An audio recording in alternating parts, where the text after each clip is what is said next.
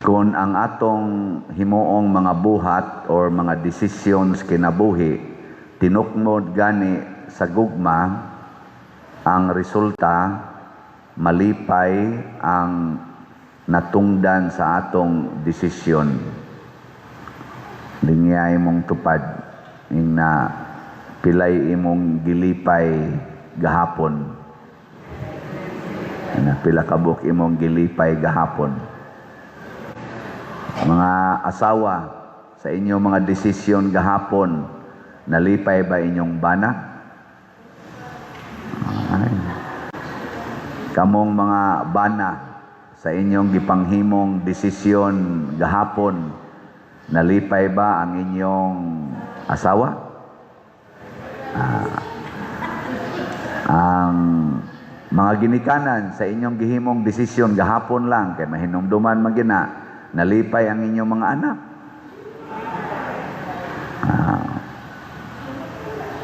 Ambot ka mga anak, sa inyong gihimong mga desisyon o mga buhat, nalipay ba ang inyong ginikanan? Mao na'y unang timailhan nga tinukmod sa gugma. Mao bitaw diri sa atong unang pagbasa ang desisyon sa mga apostoles padung adto sa taga Antioquia nga dili mga Hudiyo. Paghuman gyud basa sa ilang desisyon, nalipay og nadasig pag-ayo ang mga tao nga natungdan sa maong desisyon. Kinsa man kaha sa ato mga politicians dinhi sa Pilipinas nga ang ilang mga decisions, generally speaking, nakalipay sa mga Pilipinos, mga Marcos Group, Duterte's Group o Pinklawans Group. Secret. Kanikhang impeachment karon na ilang pagahimuon, makalipay ka ni sa kinabag-ang mga Pilipinos? Kanang ilarong pagwa na maghisgot sa flood control scandal nga trillions ang naskam ug uban pang mga pangurakot nga trillions gihapon ang nawa sa atong panudlanan, makalipay ka ni sa atong nasod? Ang ato kunong utang karon 19 trillion na, gikan sa 13 trillion pag 2022. Paglingkod na sa atong bag-ong administrasyon, hangtod karon pila pa lang, 23, 24, 25, 26. Mga palay pagsud sa 26. Pila na may napuno? 6. Around 6 trillion na. Sa ato pa sobra sa 1 trillion kada tuig. Makalipay ka ni sa atong kinabag-ang mga Pilipinos? Lipay mo? Kining atong pagdesisyon nga mamaligya tag raffle ticket, makalipay ka ni sa atong parokyano? Mayuhan ninyo. Kanang imong desisyon nga mopalit ka raffle ticket, bahalag wa na kay kaon, makalipay ka na sa Ginoo? Nyawa lang nimo buhata. Mao na basta tinukmod sa gugma ug unsa may timailhan nga ang atong desisyon bungas gugma, ang ato diyang pagtagad sa atong isig katao dili na sulugoon, higala na ang imong pagtagad, dili sulugoon. Muna ningon si Kristo, kamo akong mga higala, dili tamo ilhon nga sulugoon kung dili higala. Gilingay mong tupad na higala ko nimo, kung imo na nang yaw-yawan ang usa ka tawo, imong yaw-yawan, unsa man na, higala pa na nimo o dili? Kinsang mga asawaha dinhi nga sugod adtong Abril 1 hangtod karon, wa gyud kayaw-yaw sa bana, taas ang kamot. Way klaro na duha ka buok ni isa. Tinuod bagang wa na mo yaw-yaw. Kay di man jud ka mo yaw-yaw sa imong higala.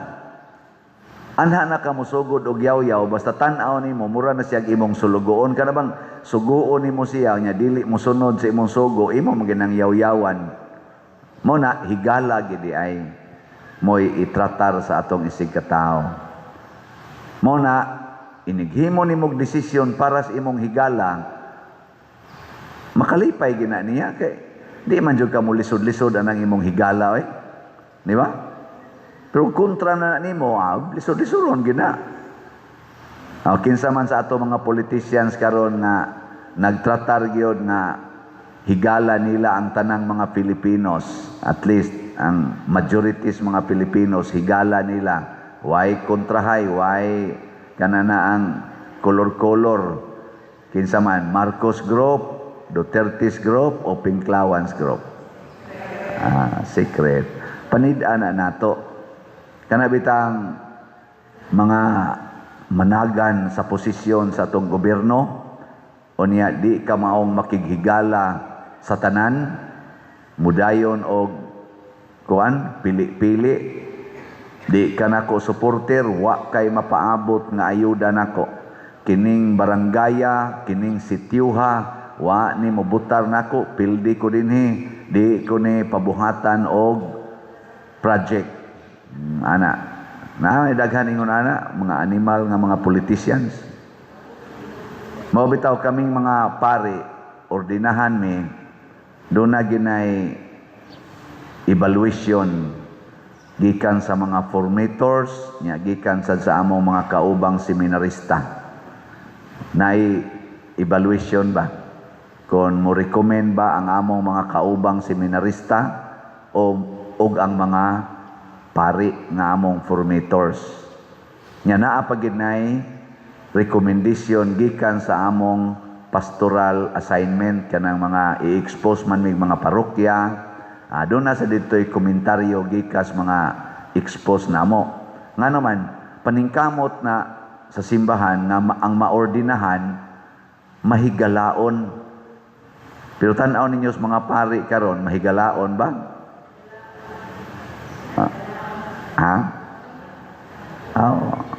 Waman mo mutingog, pasabot, way klaro. Di na lang tamo atog layo. Kanilang mga pari din his Compostela karong na-assign karon ba, nga buhi pa. Unsa may tan-aw ninyo na manggihaglaon o makontrahon? Ayaw pag-ingong secret ha? Unya, unsa may timaan nga ikaw nagtagad ni anang maong tao isip imong higala, matud pa ni Kristo, andam gyud kang magpakamatay para niya.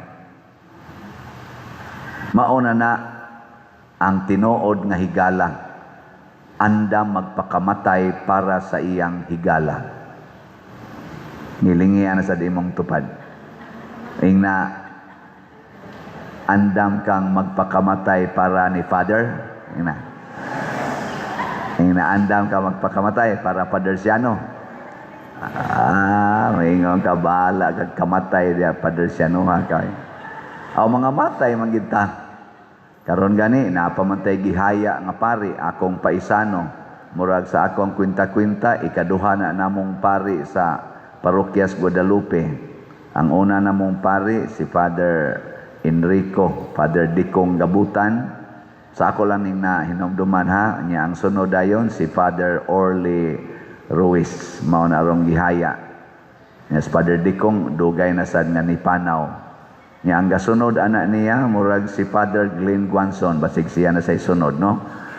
Ayaw sa tingali. Niya ang gasunod ni Father Glenn Guanson na religious, Father Ulrich Gakayan, napatoy Alvin Quijada ba to, religious. Nya dayon ako. At least napa silang tulo mag-una na nako nya. Ako ikaupat. Pero wasay siguro mo overtake sa kono. Kanang dili ta mamatay tungod kay nasakit or na bangga. Kana gyung buhi pa ta pero andam natang magpakamatay para sa atong higala. Ug unsa man ang mga buhata, kanang imog yung kalimtan ang imong kaugalingon aron hatagan nimog pagtagad o pag-alagad ang imong isig katao. Ayaw na pagsighuna-huna na imong kaugalingon. Muna moingon ko, kanindot untag wa nay magparking diha sa atong daan kaning atubangan simbahan. Wa nay ni parking diha. Analay gamayng parking sa unahan sa atong RHO. Para na emergency. Ato lang nang tanaw pero wa na diha, patay gina sila. Nya ang atong mga vendors o atong gihangyo nga di na mo dias karsada maninda. Nanasad sila nga ri sa Daplin. Mga buutan kay na sila diha. Pwede na sila mga matay. Nya hangyo sad ko nga kita unta sa atong mga kasilinganan di ta mamarking anang karsada, public road or gamitonon sa inyong subdivisions nga karsada kay naanya mga emergency. Maglisod ang inyong bombero o ambulance kay atbang-atbang ng parking bisan ganig e-bike di na kasud, di na magkasugat. Ambot lang kang nisunod baka na mga uban diha. Nisunod wa mo na dili pa na sila higala. Imo mang parkingan ang agianan sa imong higala, imo mang babagan, dili na kuan ka paita sa dana padiroy asam na i-parking ang sakyanan ay diha na isud na sa inyong balay. Isud ba inyong balay ang imong sakyanan? Maobita na nga maghimo ganig design sa balay diha subdivisions, apil gina ang parking space. Basta maghimog balay dili na ma-approve sa ubo og why parking space. Nya nganong di man anyo isod sa inyong balay labi na kanang naa subdivision. Og wa sad mo subdivision palit-palit man mog sakyanan, pagpanpan mo anang kilid sa inyong balay. Ana di isod aron dili mahasol ang imong silingan. Ana ba? Unya wa gyud kay kaparkingan, di ibalik gyud imong sakyanan. Aron ipalit og parkingan. Ana. Pagpakamatay. Ayaw pagsighuna-huna sa imong kaugalingon. Mabita na nga naipipila nato na malit og raffle ticket. Moingon dayon padir, budget ba yana sa akong birthday? Di lang ko mag-celebrate kay akong ipalit og raffle ticket. Nindota no. Dihagi usa padir, katulo ba ako mag-dialysis kada semana? Duha na lang ka-dialysis ako usa kay ang usang budget ako ipalit og ticket nako patay. Sinan ka? Napayuban moingon mga katao mo tinuod baka napayuban moingon nga para na budget na ko maintenance pa dir, wala ko gipalit, wala sa kung inom sa kong maintenance, ako patay. Palit nila raffle ticket. Sa una, palit og slot. Ambot og tinuod, congratulations. Kaya nakihigala giday ka. Sige, linyay mong tupad. Magpakamatay ta. Magpakamatay ta. Inindot kay na ang asawa magpakamatay para sa bana, ang bana magpakamatay para sa asawa, ang mga anak magpakamatay para sa ginikanan, ang ginikanan magpakamatay para sa mga anak. Pagkanindota po yan. Nya kamo sa mga parishioners magpakamatay para sa pari, pinaagis pagpamalit ang mga raffle ticket. Nya kamong ang pari ang sakay pare magpakamatay sad para maatiman gining parokya. Ang ato din mga workers kami apil nako 5 days na lang among allowance kay kuwang ng atong kolekta.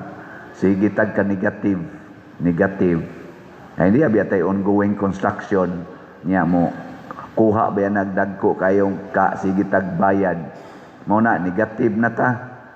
Amo na lang gi 5 days nya amo nang gitangtang namon tatoy snacks, wa na snacks nya naasad tay gihatag nga overtime sa atong pipila ka mga workers kanang mag-spend hangtod gabi na kayo labi na mga drivers atong mga secretaries diha gabi na kay mga human Giwagtang tanang overtime para lang gina sa parokya. Wa mo malipay. Mga 46 ni kabuk atong staff dinhi, inside ug outside. 5 na lang kaadlaw ang among allowance, wa nay snacks, unya wa nay overtime. Ako silang giingnan trabaho. Nya ako sad ang ako sang stipend i-divide sad into 7, nya 5 ray akong kwaon, ang 2 shares ibalik yapos parokya. Haron tabla mi. Ngano man pakamatay ta. Pakamatay yun. Nya kisa may mabuhi na to. Ang tag-iyas kinabuhi nga mao ang Ginoo. Muna hangyo ko ninyo, pakamatay san mo ginagmay, usa lang ka raffle ticket palita kada semana, 200 pesos. Ano? Palit lang mo. Nya unsaon to pagpalit og raffle ticket? Una, dinhi sa atong simbahan, ni ay na maligya dinhi, dihas gawas og sa opisina. Ikaduha, sa atong online na atay bank accounts, GCash accounts, na patay kwarta padala. Kining niya sa atong screen nga mga kuan, ngalan, maoy inyong subayon og mga accounts, ay lang mo gamit og lain para di masaag ang inyong palit. Nya naa say gasuroy-suroy karon nga atong trusted persons, nagdag mga stab sa ticket, mamaligya, paliti. Pero siguro alang usa nakasaligan gid ang naong nga murabag connected sa simbahan. Di gani kasaligan, ay na lang sa tuga-tuga. Inaadto na lang ko simbahan. Ana, nya mamaligya sad mo. Pakamatay gyud, hago ba? Hago. Unsa may resulta kung atong himuon kining pagpakamatay? Mahuman ang atong bell tower, mahuman ang atong Adoration Chapel, nya mahuman ang atong bag-ong CR, masulbad kanarong dihang mga hazard sa atong buta pumero, ato na nang himuong Walk of Apostles, aron dili na ta mahulgan anang murag nagbitay-bitay diha nga mga kuan, sin og puthaw. Unya mailisan pa gid ning ato mga gubaong lingkuranan sa bag-o natong design nga lingkuranan. Ndota no. Kana kun magpakamatay mo. Pero magsigi lang gid mo ingon, ngigano, kansiko. Kamo gyud unang mga matay.